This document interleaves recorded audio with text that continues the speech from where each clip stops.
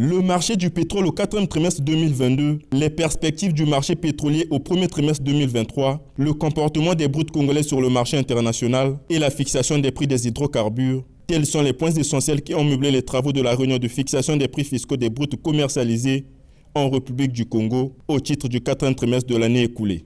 À l'issue des travaux ouverts le mercredi 11 janvier dernier, il ressort qu'au cours de ce trimestre, le baril de Brent a affiché une tendance générale volatile et baissière.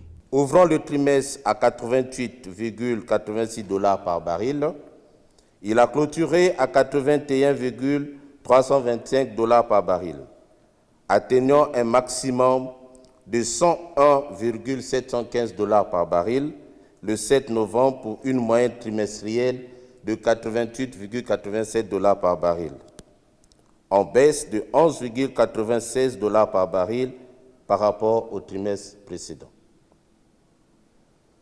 La tendance générale des cours du pétrole au 4e trimestre 2022 est consécutive à la conjonction, entre autres, des événements suivants. Facteur haussier.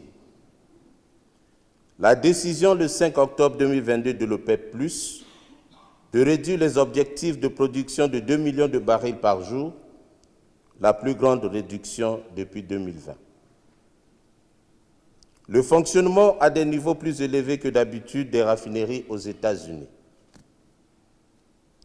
L'imposition d'une interdiction des pays de l'Union européenne d'importer le pétrole brut russe. La suspension de l'approvisionnement en brut russe dans certaines régions d'Europe de l'Est. Des flux de pétrole sur le léoduc Druzhba suite à son sabotage. La poursuite du conflit russo-ukrainien.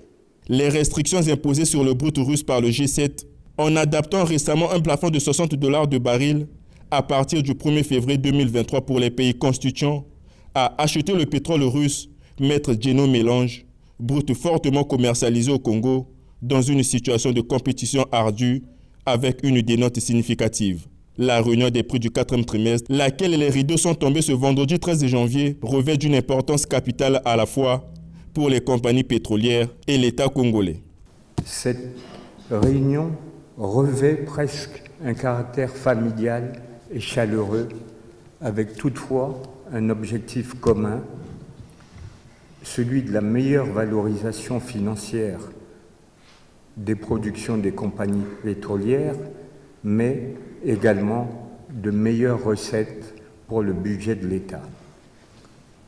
Le niveau des prix actuels pourrait permettre aux entreprises du secteur pétrolier de poursuivre leurs investissements avec des coûts de production économiques et rendre rentables les projets en cours ou les projets neufs.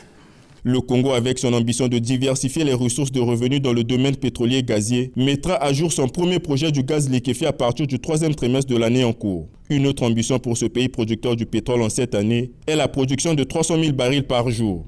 Comme cela a été dit lors du discours d'ouverture, nous sommes fixés cette année un objectif ambitieux, celui de produire 300 000 barils par jour. Cet objectif, nous pensons le réaliser par les projets qui ont été soumis à notre validation. Un apport significatif de la production attendue viendra de nos champs actuellement opérés grâce au programme de redéploiement permettant la mise en valeur de niveaux réservoirs non encore produits ou par la définition des nouvelles architectures des puits de pétrole permettant de produire au mieux des gisements ayant un facteur de récupération bas. La dite réunion au titre du 1er trimestre 2023 se tiendra les 12, 13 et 14 avril prochains à Pointe-Noire, ville économique de la République du Congo, a conclu le comité des prix.